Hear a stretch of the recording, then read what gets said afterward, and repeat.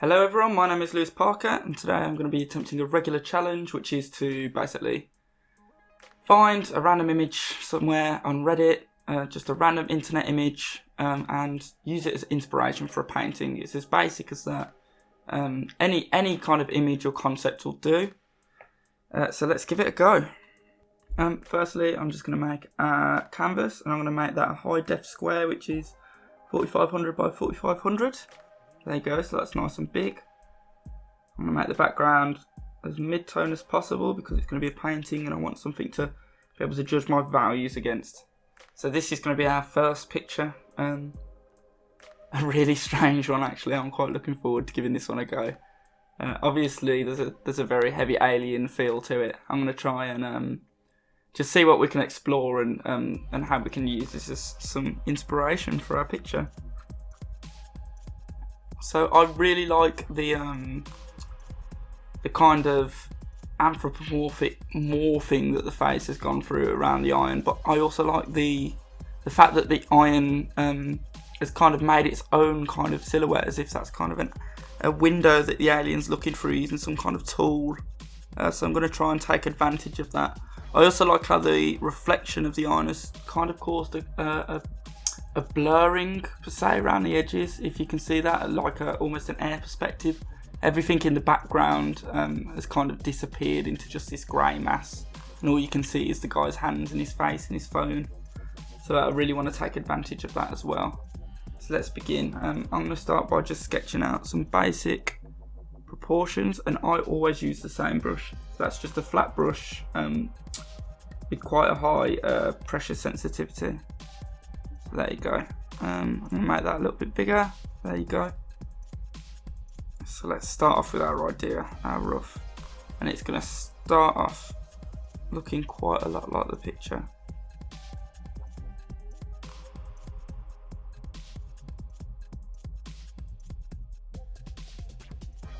So you can see that I'm trying to make it kind of rhythmic, if you know what I mean. Stretching the lines and connecting them together so they kind of make sense as a pattern. You can kind of relate things on either side like that. There's some asymmetry in the actual reflection on the image. I'm going to try and go for a bit more total symmetry. So this will be almost perfectly symmetrical.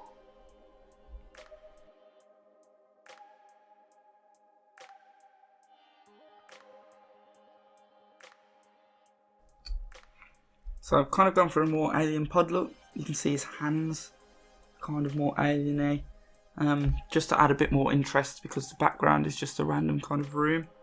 So we're going to go for an alien in the pod look. Right then, and now I've created a new layer and it's time for the painting. I'm going to use similar colours to what's in the source image, but I might change them a little bit.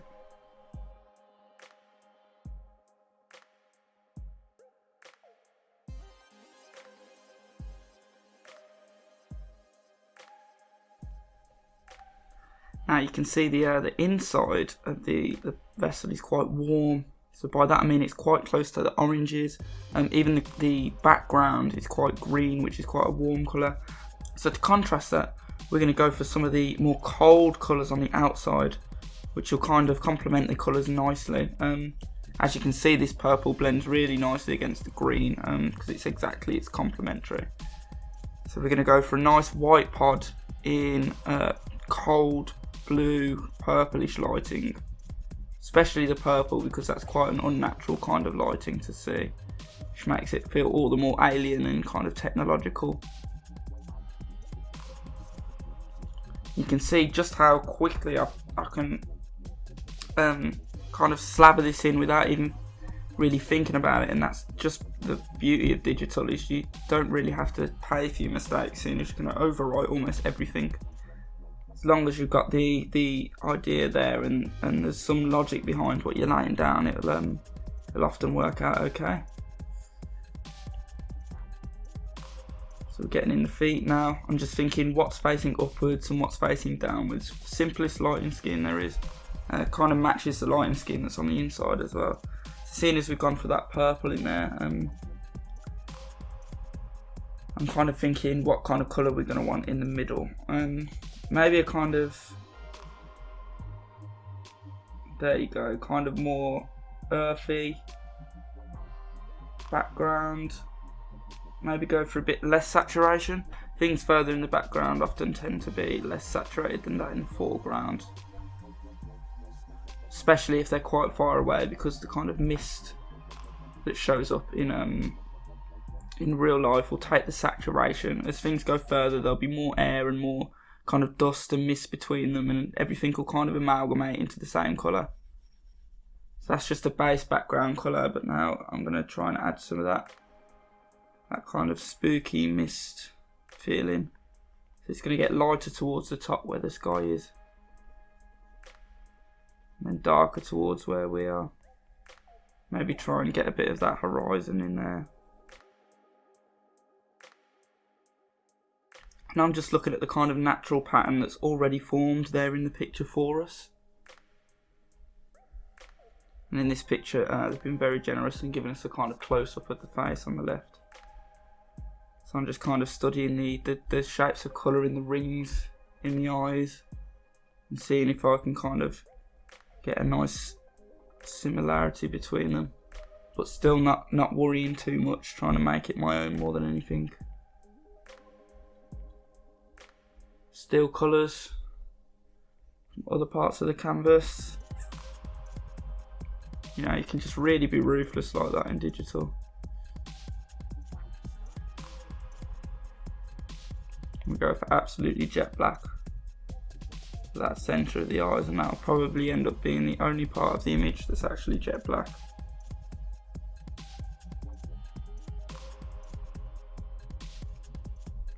You see there's kind of more textures coming into the background now. I've put some kind of bushes in the foreground. I've glazed over with some blue over here, just to kind of further get that misty effect and show us where that horizon is and where that ground plane ends. You really want some nice dark shapes in the foreground of a lot of pictures, just to show up how kind of lacking the background is when it comes to dark, because dark is what gets cut off most in the atmosphere.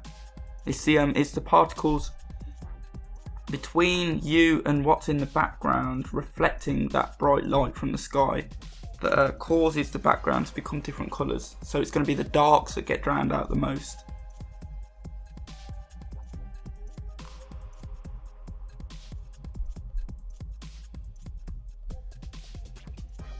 Now I want our alien to kind of blend into this background a bit more, so I'm just going to be cheeky and actually literally steal some of the colour from the alien, just to kind of warm up this background a little bit and make him blend in a little bit more. We do want contrast in the foreground, but we also want everything to kind of develop and sit together. And if I'm going to pull off a kind of more air perspective effect in the ship, and almost make it kind of feel like it's filled with a kind of fluid, then I'm really going to want my alien figure to blend in with the background a lot more.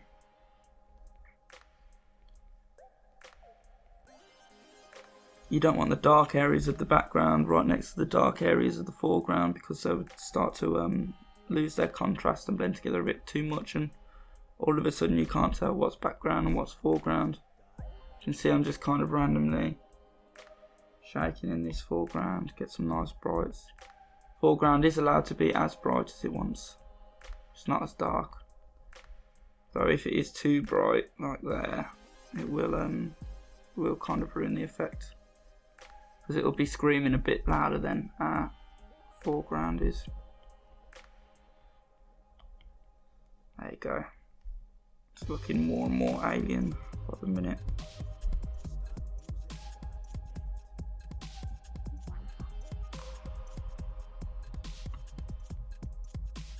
Okay then, let's do some work on the face, seeing as that's the focal point.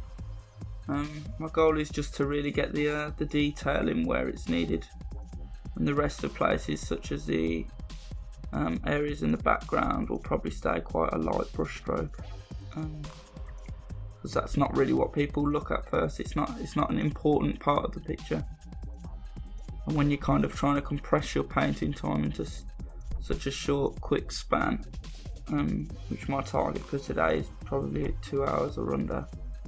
You really just want to be working on the most essential and necessary parts of the painting.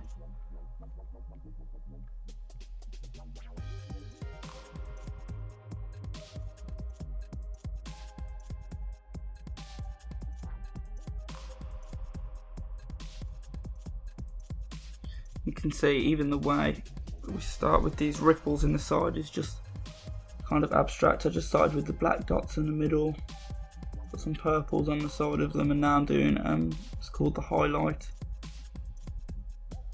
on the top surfaces, and that's just going to make them bump out and look more 3D and look more metallic. And you can see that we're kind of getting the same reflective feel that the iron has in the original base picture. Even ones that have been completely enveloped in darkness, like down here, can get their little time to shine with that highlight. Now those are quite uneven and such, but you know, you can't have everything.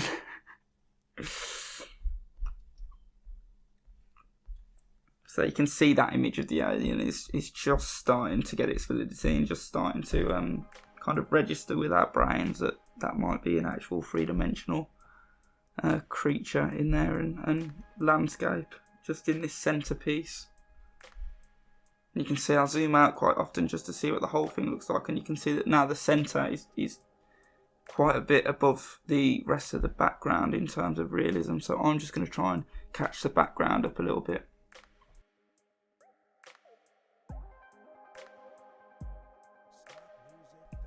And I've just used the actual colour of the bush to rebuild the leg there. It doesn't matter as long as the silhouette's there and the value looks clear. Let people's imagination do the rest of the work.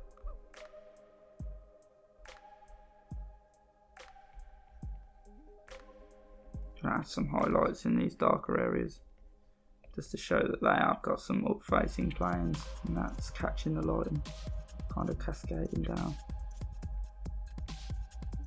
Still trying to keep it as random as possible, which is actually really fun in digital, just because you can rewrite and rewrite and rewrite until you get a random kind of formation that you like.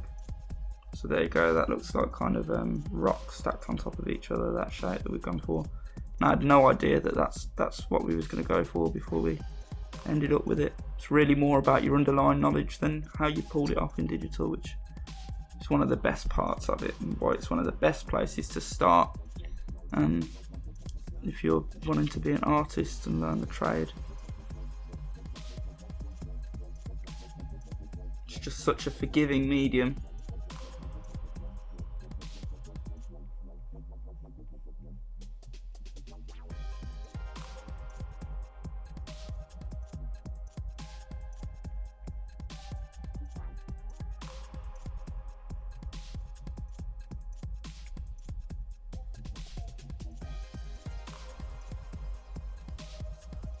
For a kind of fun little grill design here, just to add a bit of interest to the outside of the pod. So you can see you can have almost no detail and then just add these little sharp details in the middle of all that mess, and it will end up looking so much more like the real thing, like it's something that belongs in the universe that it's in, just because even though it's very sloppily added in, it's still the correct amount of detail, and it's really more about contrast. The random sloppy strokes and the different colours, as long as the general values are there and the right amount of contrast, probably just as importantly, is there, things will end up looking right. So it's really not a worry if you're starting out, to kind of make sure that all of your colours are properly and be worrying about temperature and such.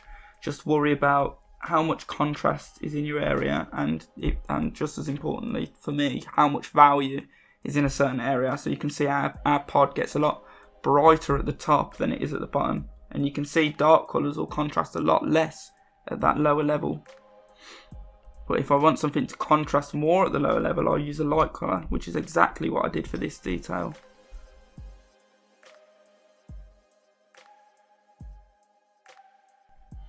You can just pick kind of a colour between, and then pick what's between them, and you can end up really kind of nicely smoothing out lots of your features, although I'd normally advise against doing too much of that, especially at the start of your painting. You want things to be really rough and just, you know, kind of not well worked, because the more you work on something, the more sentimental you're going to get about it, and the less you're going to want to change it. But if I really wanted to drastically change the shape of that alien's head, there's not much work that I'd be erasing, even though that's the most worked on part of the painting. So let's go in. I'm going to try and get a bit more rich highlights on that head, a bit more saturation, a bit closer to yellow, so a bit warmer. Maybe even a bit brighter, and a tiny bit less saturated. You'll find that as things get brighter, they often get just a bit less saturated in general, or as things get quite dark. Although, you know, it really depends on what the lighting situation is. Things can get more saturated when they're dark and less when they're light, or less saturated when they're dark and more when they're light. But as long as you're consistent, is all that matters. That was one of the biggest things that confused me when I first started out, was which way my saturation should go when things light up and when things darken. And honestly, you can just kind of pick at random. It does not matter. I have a preference for things getting less saturated as they get brighter, because it's quite hard to get full white and full saturation. You can see the full white and full saturation for this colour is just a very bright orange, so you can't get full white at full saturation, but you can get full dark at full saturation. So normally my skew is in this diagonal, so as things get brighter they get less saturated. That's the only way we can reach white. And whilst there isn't much highlights in that actual picture, I'm going to add some highlights to the top of my alien's head. I don't want them to compete with the highlights in the front of the iron though, so maybe not quite that bright.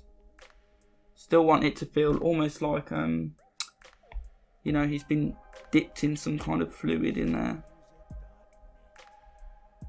Kind of add to the gross factor. And the eyes are still very rough. I think I'm going to go back and spend a lot of time working on those eyes and getting them to look really kind of crazy and futuristic. But right now I'm kind of quite liking the shape of the alien's head and refining that, which is something that I haven't liked for quite a while, so I'm glad I finally settled on a shape. That's why I pulled out Liquify earlier, just to try and play with the shape and get one that I like a bit more, even if it's not quite as true to the original image.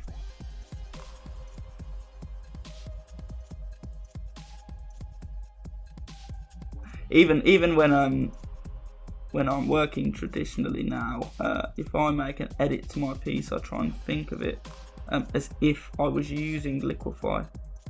So for instance, a lot of the time when I draw, and I feel a lot of the time when a lot of right-handed people draw, there'll be a big sway towards the top right. Things at the top right will be kind of stretched out like that, if you don't mind my exaggeration. And that'll just it'll just happen because you've got a you right-handed. I guess it happens the opposite way with left-handeds, but you see how much difference that Liquify made. But you'll kind of get that kind of bubbling effect at the top right. So even when I'm drawing in traditional, I like to kind of imagine try and keep aware of that bubbling effect, and try and if I end up editing it with my rubber and pencil, I'll try and imagine that I'm editing it with Liquify.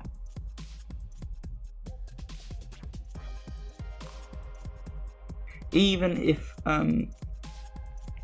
anatomically and light-wise and physics-wise something's correct, if the contrast is off, it doesn't matter, because that's one of the main base parts of the compositional fundamentals. So if your composition's out, it doesn't matter how realistic your drawing looks, it's always going to look slightly off. And really one of the main things, at least one of the most important things for me, is that the composition is right.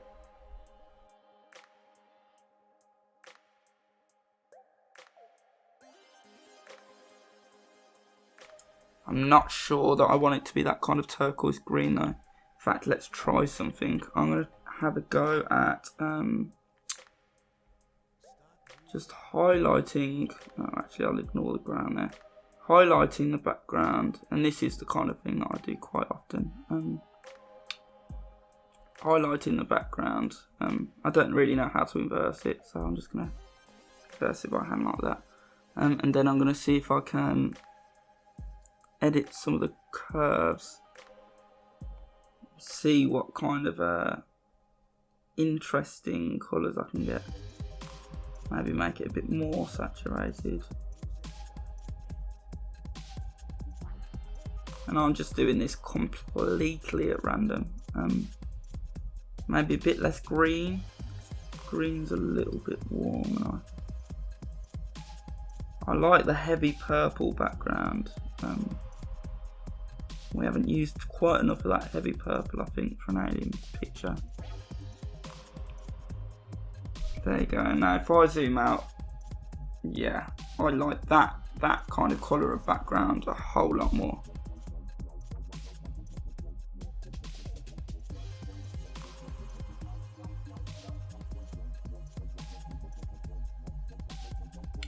So we're about 1 hour into painting now. I feel like that background change of colour was really kind of what we needed to spice the image up. Kind of looks like he's on an alien planet now in some purpley grass.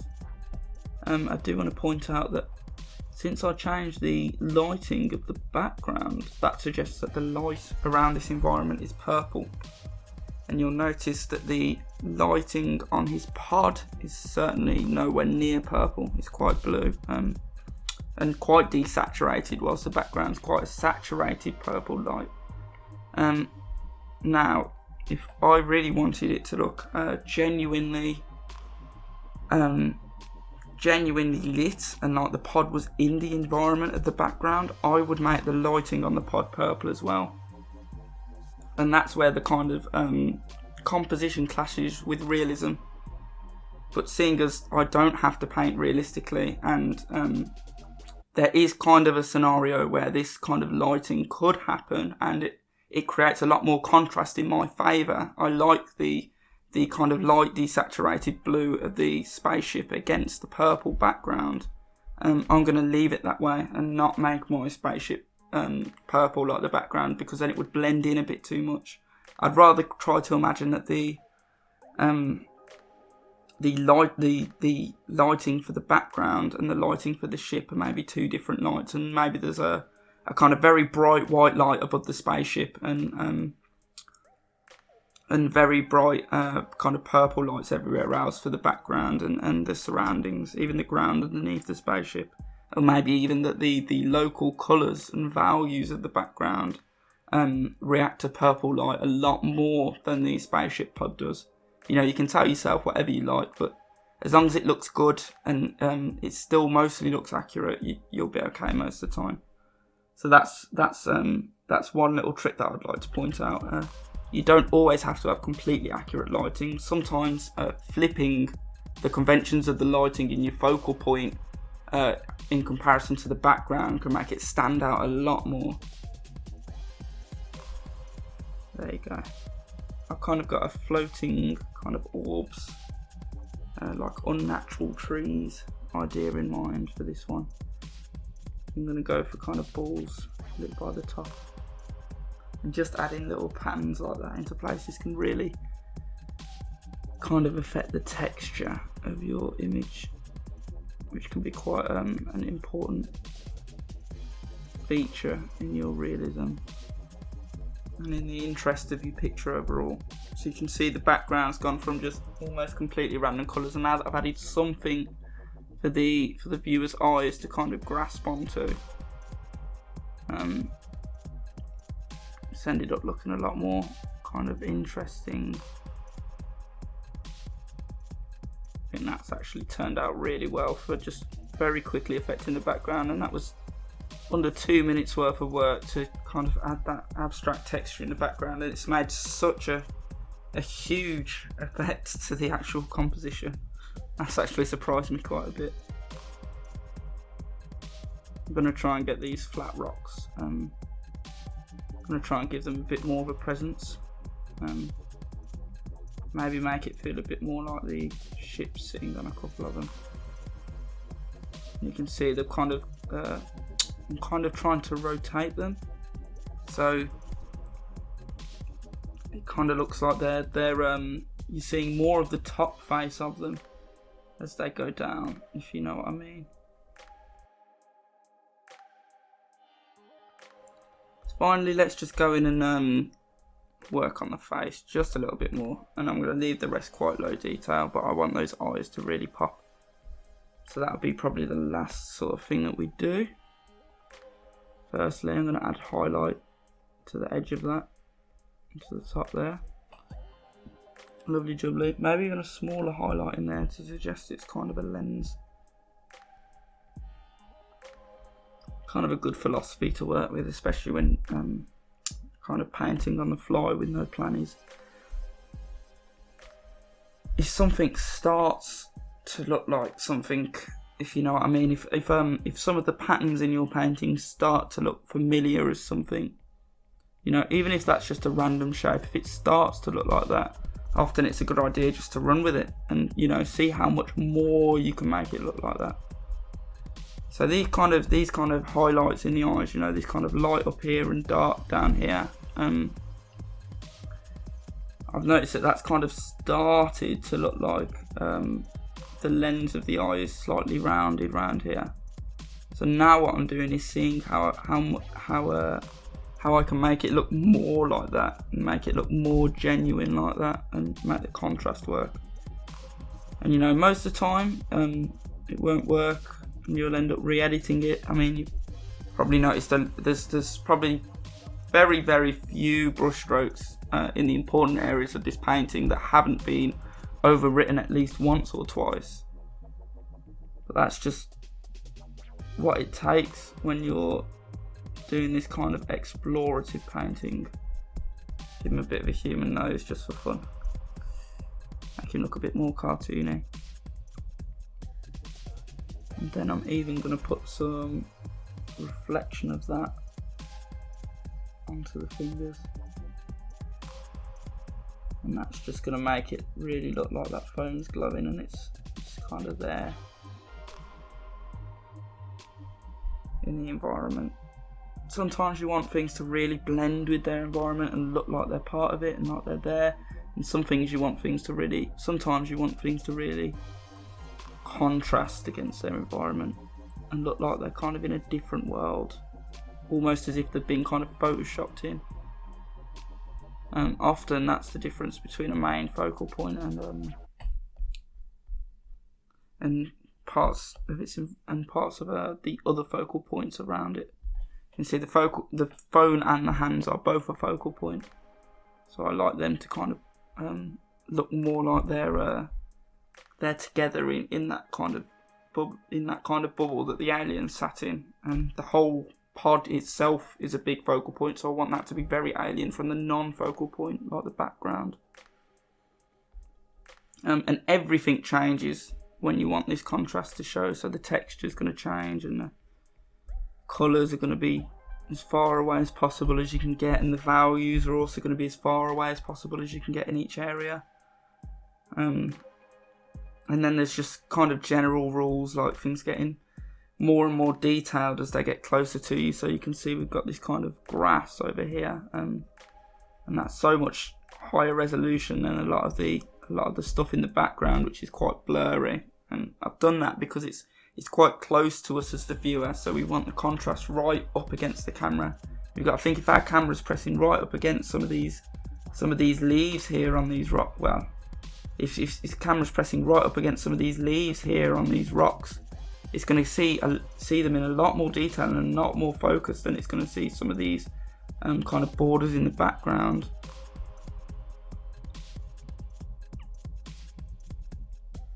You can see I'm kind of trying to make this nose kind of look like it's got a bit more accurate lighting, so you can see this kind of a dark line tracing. If I highlight it here, it's kind of a dark line going around here, which we call the terminator, and then down here we would call all of this area the bottom plane.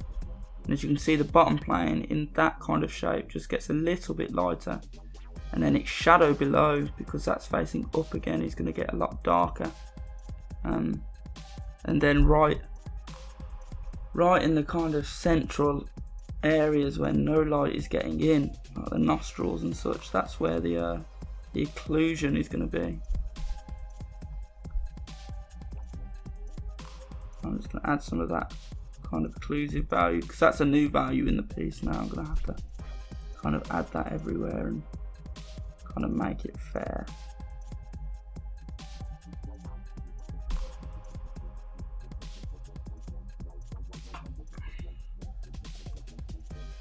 Okay, I think his eyes and nose are crazy enough now. I'm going to call that a day there. Bits of critique for the 1 hour painting. I'd say I'd work on the hands more next time. Maybe I'll work on it in future and get these up to scratch. But if I was to carry on, that's probably where I'd go to. Maybe that little insignia at the top. Obviously the background could use a bit more thought into those little floating ball motifs, and the foreground could use a bit less lazy grass. Along with these pips being fully rendered out instead of just the very slightest hint of them. But overall, I'm quite happy with how this has turned out. Quite happy indeed for the time. So I'm just going to sign that and call it finished. Thank you for joining, and I really hope to see you next time.